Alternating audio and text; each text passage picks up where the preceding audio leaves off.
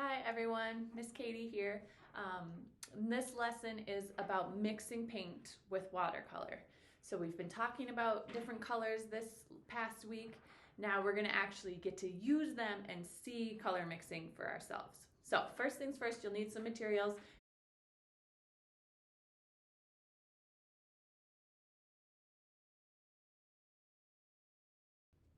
Now that you've got all your materials, we're ready to start painting. And in this assignment, the goal is to mix colors for yourself. So I know your kit comes with red, orange, yellow, green, blue, purple, brown, black, but I want us only to use our primary colors. Remember, red, yellow, and blue. With those primaries, we can make all of these colors. We can mix them ourselves. So your challenge with this assignment is to only use the blue, the yellow, and the red and see how many different shades you can create. All right? So first thing I'm gonna do is dip my brush in the water, just barely get it wet. And I'm gonna start with the red. So the less water you use, the brighter your colors will be. So we do not need much water for this. And I am just gonna practice creating some shapes, just kind of blobs. Just practice getting control of my brush. And you see, I hold my brush just like I would a pencil. That's gonna give me the most control. Once I got a feel for my brush, then I can start mixing and creating my own colors. So layering maybe a little bit of red on top of my yellow.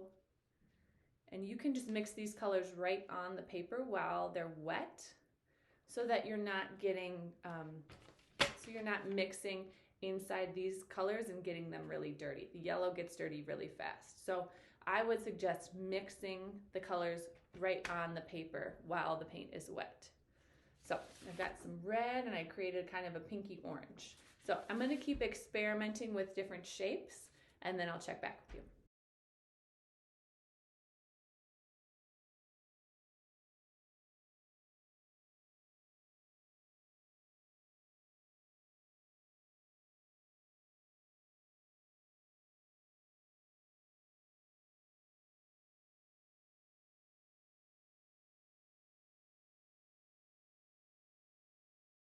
All right, so once you've done some color mixing, you've got some paint on your page, we're gonna set that aside, and now is a good time to clean up. So first thing you wanna do is take your brush and give it a really good rinse in the water. And then you'll probably wanna run it under the sink one more time just to get all of the paint off the brush. And then it's important once you're done, while the bristles are still wet, you want them all to be facing up like this.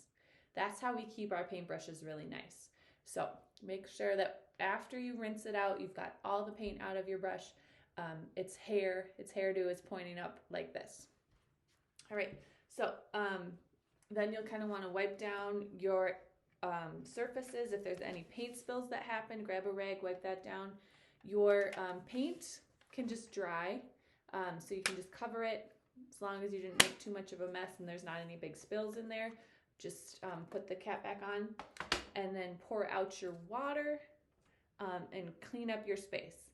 While we're doing that, we're just gonna let the paint dry, and I would leave it for about an hour before we come back and do our next step. So now that my painting is dry, I'm just gonna kind of add detail with my pen. Looking for maybe shapes, maybe something this one kind of looks like a dinosaur to me. Maybe I could make this one into a monster. Maybe this one could be like a fish. So I'm gonna go through and add detail with my pen to all these different blobs I created.